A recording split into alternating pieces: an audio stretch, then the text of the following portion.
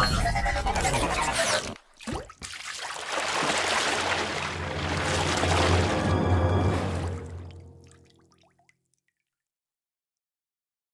we're going to be talking about power supply cables, and not where you plug them in specifically, but what they actually power and what they do.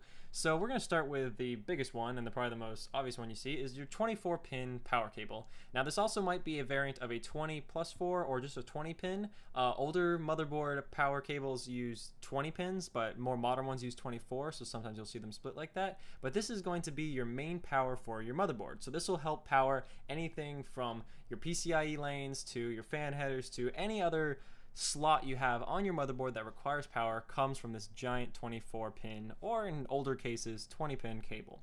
Alright, next up we have the 4 or possibly 8-pin CPU cable. So this typically plugs into the top left hand of your board and is dedicated to powering your CPU alone. So some older motherboards actually won't even require this cable, but more modern ones and more powerful CPUs, especially those that require overclocking or have overclocking capabilities, are going to need some extra juice that doesn't come straight from the 24-pin. So this one is dedicated to powering your CPU for more higher requirements.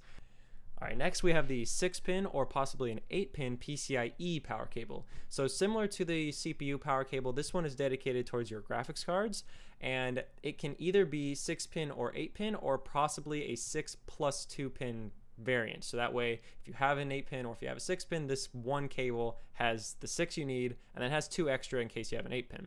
Now the difference between these is your PCIe lanes themselves can offer 75 watts of power, but if your graphics card requires more power than that, it's going to need its own dedicated cable. So if it requires a 6-pin cable, that will add another 75 watts. If it adds an 8-pin cable, that will add another 150 watts per cable. So whatever graphics card you have, depending on its power requirements, it might require one or multiple of these cables for additional power beyond the 75 watts it can draw from its PCIe connection. Alright, next we have Molex, and this is going to be one of the oldest connectors you probably see in your computer. Modern day stuff doesn't use it as often. Mainly you're going to see it connecting fans in your computer. It can only power up to 12 volts. So this was typically used in older hard drives and CD and DVD ROMs, but today that's all actually replaced by SATA power. And so this is the next and the final cable here we have, and this is basically the modern day Molex cable. This is used to power your hard drives, to power your CD, DVD ROMs, any kind of extra peripherals, fan controllers you have.